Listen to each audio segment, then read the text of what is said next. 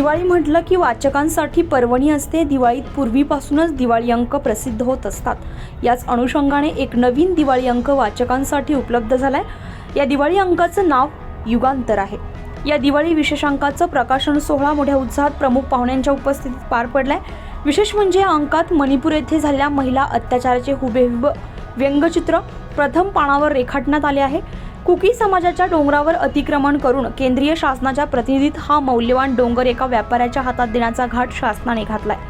यामुळे मणिपूरच्या महिलांवर अन्याय अत्याचार केला जातो, जेणेकरून ते डोंगर सोडून निघून जातील असा शासनाचा प्रयत्न आहे। या प्रकरणाकडे दस्तूरखुद्द भारताचे पंतप्रधान नरेंद्र मोदी यांनी दुर्लक्ष केलंय। हे लक्ष वेधण्यासाठी नाशिक लोकलच्या युगांतर याविषयी सांगतात आणि या अंकात सविस्तर मांडण्याचा प्रयत्न केलाय। या प्रकाशन सोहळ्यास माजी न्यायाधीश अनिल वैद्य, स्टेट महाराष्ट्राचे मुंबई ब्युरो विलास आठवले, मॅक्स महाराष्ट्राचे वरिष्ठ प्रतिनिधी किरण सोनवणे, तिरंगाचे संपादक सुरेश निकुंभ, वंचित बहुजन आघाडीचे अविनाश शिंदे, नाशिक लोकलचे संपादक सतीश रुपवते, कार्यकारी संपादक अविनाश आहेर, सुरेश पवार आदींची उपस्थिती होती। अध्यक्षीय भाषणात अनिल वैद्य यांनी आपले मनोगत व्यक्त केले, तर समाज कोणत्या हाल अपिष्टेत जगतो आहे याचा सविस्तर मांडणी मॅक्स महाराष्ट्राचे वरिष्ठ प्रतिनिधी किरण सोनवणे यांनी मांडली आहे। आजची मीडिया, गोदी मीडिया, विकाऊ मीडिया यावर स्टेट न्यूजचे विलास आठवलेंनी प्रकाशझोत टाकलाय। यावेळी आलेल्या मान्यवरांचा सत्कार नाशिक लोकलचे संपादक सतीश रुपवते, तिरंगाचे संपादक सुरेश निकुंभ यांनी केलाय। कार्यक्रमास पत्रकार संघाचे अध्यक्ष शशिकांत पगारे यांच्यासह लक्ष्मीताई ताटे, आदेश पगारे तसेच कोटीचे माजी सरपंच मदन रुपवते, वारकरी संप्रदायाचे नितीन सातपुते, पत्रकार सुधीर उंबरकर, अनिल वैद्य, भारत गोसावी, प्रकाश बागुल, संदीप नवसे, नूर सय्यद, संजय परमार, गुलाब मनियार, अजय भोसले आदी पत्रकार बांधव आणि प्रेक्षक वर्ग मोठ्या संख्येने उपस्थित होता।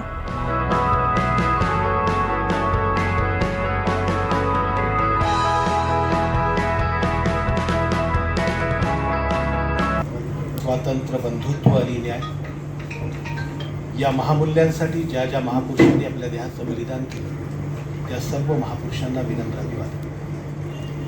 सर्वप्रथम नाशिक लोकल युगांतर या अंकाचं प्रकाशन झालं असं मी इथून जाहीर करतो। विचारपीठावर उपस्थित आदरणीय माननीय माजी न्यायमूर्ती अनिल वैद्य सर, पत्रकारितेमधला एक बुलंद आवाज ज्याला म्हटलं जाईल असे माझे मित्र, सहकारी, ज्येष्ठ पत्रकार विलासजी आठवले, वंचितचे कार्यकर्ते अविनाश शिंदे सर, दुसरे इथे कार्यकारी संपादक असणारे अविनाश आहेर, सुरेश बाबूराव निकम, या अंकाचे जे संपादक आहेत सतीश रुपवते, रवींद्र परदेसी, समोर उपस्थित सर्व मान्यवर बंधू आणि भगिनी।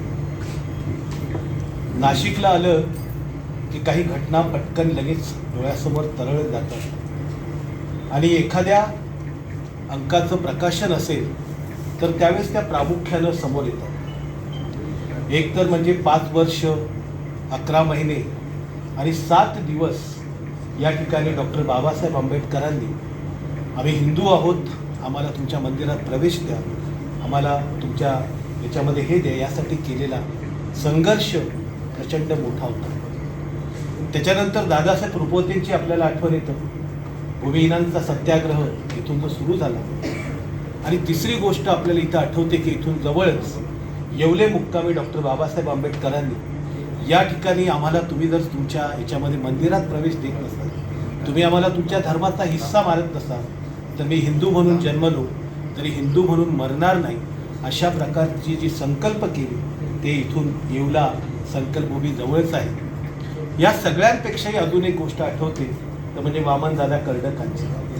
आणि ह्या सगळ्या गोष्टी आणि ह्या सगळ्या आठवणी ज्या आहेत नाशिकला आल्यानंतर दाटून येतात। इथले अनेक चेहरे, इथल्या विचारवंतांची लोकं येतात आणि त्यात ज्यावेळेस मला सतीशचा फोन आला की मी अशा प्रकारचा अंक तयार करतो आहे, तर तेव्हा त्याला सांगितलं की आपली परंपरा जी आहे ती आपण जपली पाहिजे आणि या देशातल्या असणाऱ्या पत्रकारितेच्या संदर्भामध्ये आपण आपला जो आवाज आहे तो थांबता कामा नये। याचं कारण असं आहे की आपली पत्रकारिता ही काही त्या असणाऱ्या त्या पत्रकारितेपासून सुरू होत नाही। आपली पत्रकारिता सुरू होते विटाळ विध्वंसनपासून, सोमवंशी मित्रापासून, हिंद नागरिकपासून आणि त्याच्यानंतर अतिशय मोठ्या पद्धतीनं 30 जानेवारी 1920ला डॉक्टर बाबासाहेब आंबेडकरांनी मूकनायक सुरू केलं, तिथून आपल्या पत्रकारितेला सुरुवात होती।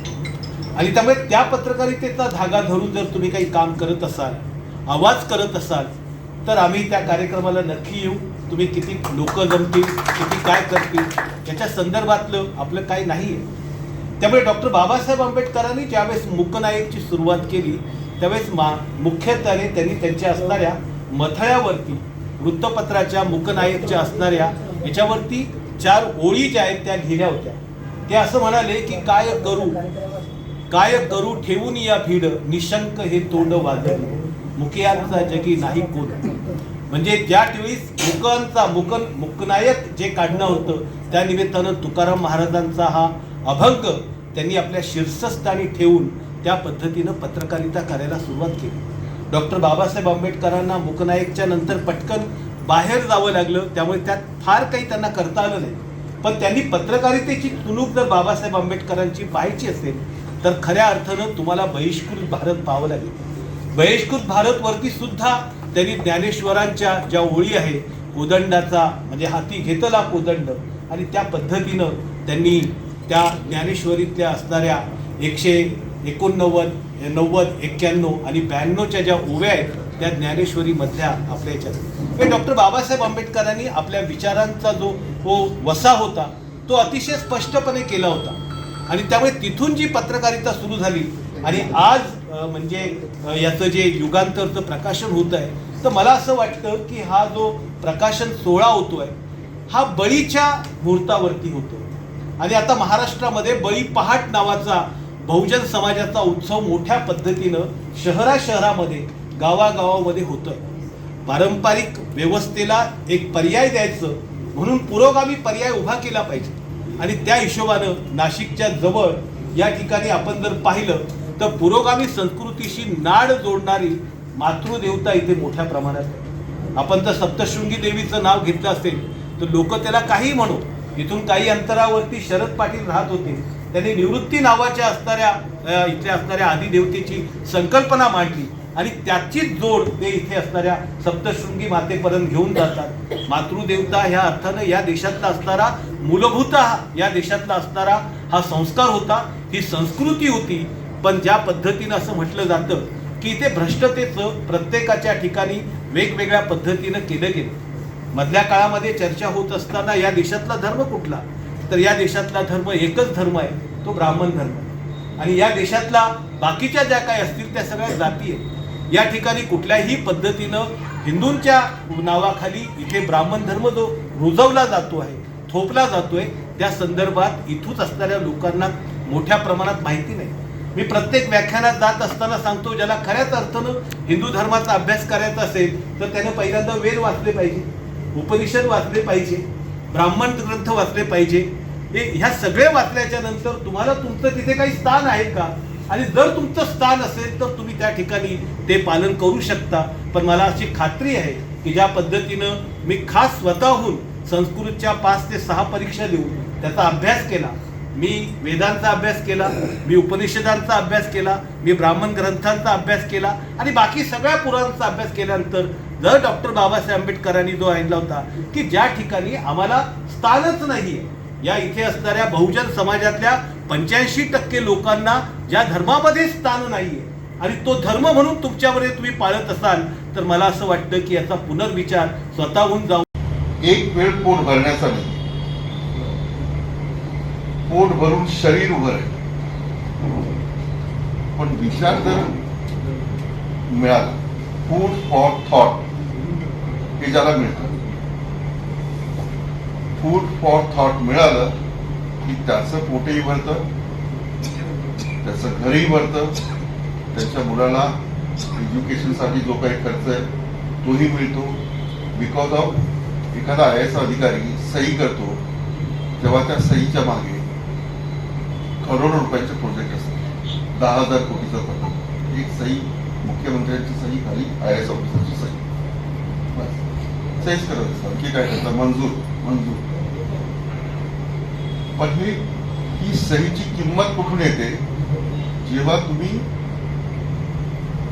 तुम्हाला समजण्यापासून त्या सहीपर्यंत येईपर्यंत फूड फॉर थॉट विचार करत नाही, तोपर्यंत आणि संविधान हे सांगतं. आता हे जे आहे हे कोण करू शकतं किंवा या अंकाला कोण जाहिरात देऊ शकतं? होऊ शकतात ना, काही चौकशी झाली, आत्मीय जावं लागेल. पण जो विचाराने ठाम आहे, विचारावर ठाम आहे, त्याला कसलं जेलमधलं जेवण असेल किंवा घरचं जेवण असेल, काय फरक? हा सतीश, बरोबर ना? याच्या पुढचं काहीच नाही. हेच संविधान. संविधान एवढ्या छोट्याशा ह्याच्यात. पण सतीश, पत्रकारिता करताना चारित्र्य अत्यंत महत्वाचं, खोटं बोलणं अत्यंत महत्वाचं. या गोष्टी जर असतील तर त्या पत्रकारितेला समाज घाबरतो, त्या पत्रकारितेला राजकारणी घाबरतात, त्या पत्रकारितेला राजकारणी किंमतही देतात, सन्मानही करतात. पण त्याला थोडा ढाल लागला असेल तर कदाचित ही किंमत मिळत नाही. आता राहिला प्रश्न, बरंच उहापोह या सगळ्या किरणने आपल्या भाषणात गोदी मीडिया हा जो प्रकार सुरू आहे असतो, म्हणजे असू शकतो. मी समजा म्हटलं की नाही, तर काही लोक म्हणतील नाही आहे, म्हटलं नाही आहे म्हणणार, मी म्हटलं आहे तर म्हणणार नाही, लोक म्हणतात नाही आहे. म्हणजे हो म्हटलं तरी तेच, नाही म्हटलं. परिवर्तन हा जगाचा मूळ नियम आहे, निसर्गाचा नियम आहे. 10 वर्ष, 15 वर्ष, 20 वर्ष, 25 वर्ष, 5 वर्ष 7 महिने किती दिवस काळाराम मंदिराचं प्रत्येक 5 वर्ष 11 महिने 7 दिवस. 5 वर्ष 11 महिने 7. पहिल्या दिवशी नाही झालं, दुसऱ्या दिवशी नाही झालं, तिसऱ्या दिवशी नाही झालं, चौथ्या दिवशी 5 वर्ष गेली, 11 महिने 7 दिवस. त्या दिवशी सोडून गेला सत्याग्रह बाबासाहेब. पण तो सोडून दिल्यामुळे किती मोठं परिवर्तन झालं. रक्ताचा एकही थेंब न सांडता या जगामध्ये एवढी मोठी क्रांती झाली. ही फूड फॉर थॉट, म्हणजे विचार केल्यामुळे झाली, नाही तर तेच लावून धरलं असं बाबासाहेबांनी. अनेकांची डोकी फुटली असते, अनेकांचे घर उद्ध्वस्त झाले असते. तो परिवर्तनचा भाग आहे. ठीक आहे, हे केंद्र सरकार आलंय, मणिपूर सारख्या घटनांमध्ये पंतप्रधानांनी जायला पाहिजे. आमची भूमिका आहे, पंतप्रधान हा कुठल्या जातीचा, धर्माचा, पंथाचा नाहीये, छोट्यांचा नाहीये, मोठ्यांचा नाहीये. तो या भारतात राहणाऱ्या प्रत्येक माणसाचा पंतप्रधान आहे. पक्ष कुठलाही असेल, पण मतदानापूर्वी पक्ष असतो, पण एकदा निवडणूक झाल्यानंतर तो सर्वांचा असतो. थोडं भान ठेवलं पाहिजे. आणि हे सांगण्याचं काम हे दिवाळीकर करतोय. याचा अर्थ अजूनही लोक म्हणतात की आवाज दाबला. आवाज दाबत नाही, काय 10 लोकांचा दबत असेल, 20 लोकांचा दबत असेल. एक माणसाने जरी आवाज केला तरी तो आवाजच असतो. तो वेळेप्रसंगी बाहेरच येतो. चांगल्या गोष्टी कधी मरत नाही. नंतर काहीतरी गडे म्हणजे एखादा खून केला तर तो 100 वर्षांनी बाहेर येतो. आपण ऐकलं अनेक वेळा ऐकलं. बसलेले आमचे सर्वच सहकारी प्रमुख पाहुणे, विलास सर, वेळ मिळाला तर निश्चितपणाने ते इथे येतील अशी अपेक्षा ठेवू. आपण सगळे माझ्या परिवारातले आहात. म्हणजे वैद्य सर असतील किंवा गोसावी सर असतील, पगारे सर असतील, मन्यार आहे, संदीप नवशे आणि बाकीचे सर्वच माझे सहकारी, राम ठाकूर, ताई आहेत इथं, आदेश भाऊ. आपण सगळ्यांनी जी मला ताकद दिली, या ताकदीमुळे आपण हा अंक प्रकाशित करू शकलो.